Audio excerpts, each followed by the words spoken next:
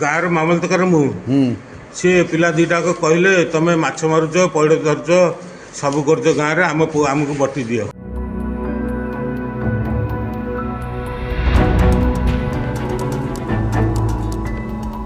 बट्टी मागिले न देबारु गोड़ाई गोड़ाई हाणिले।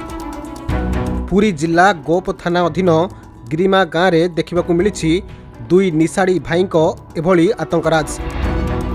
आक्रमणकारी निशा खाइबा सहित ड्रग्स बेपार करुथिबा अभियोग करछंती आक्रमणर शिकार होइथिबा जगबंधु मल्लिक। जगबंधु निजकू गाँवर मामलतकार बोली कहिछंती। से गाँवर विभिन्न कार्य बुझासुझा करती। सही गाँवर दुई भाई तांकू 25 तारिख में बट्टी मागिथिले। बट्टी नदेले हणा खाइब बोली धमकाइथिले।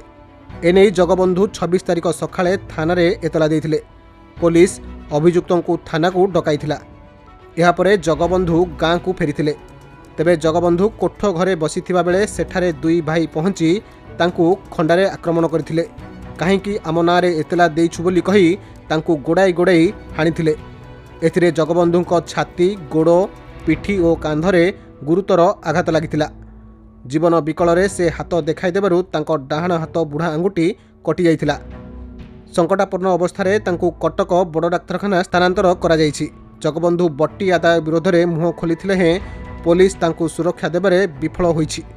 एपरिकी आक्रमणर 2 दिन बीती जाइथिले भी पुलिस अभियुक्त मानक विरोध में कार्यानुष्ठान ग्रहण करिनाई, जहाकू नै स्थानीय अंचल में तीव्र असंतोष प्रकाश पाइछि। गाँव मामलतकार मु सी पिला दीटा को कहले तमें माछ मारुच पैड़ धरच सब कर गाँव में आमको बटी दियो। बानुआ आ कादुआ रविजना पुओ से गाँव से माने पूरा आंटी सोशल से सब ड्रग्स बेपार करती प्लस खाती कथा हूँ। काली राति मत कहले तापर मुझे सकाଳେ से एफआईआर कली।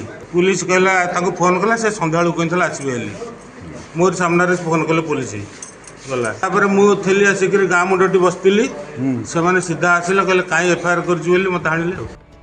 ब्यूरो रिपोर्ट खबर ओडिशा।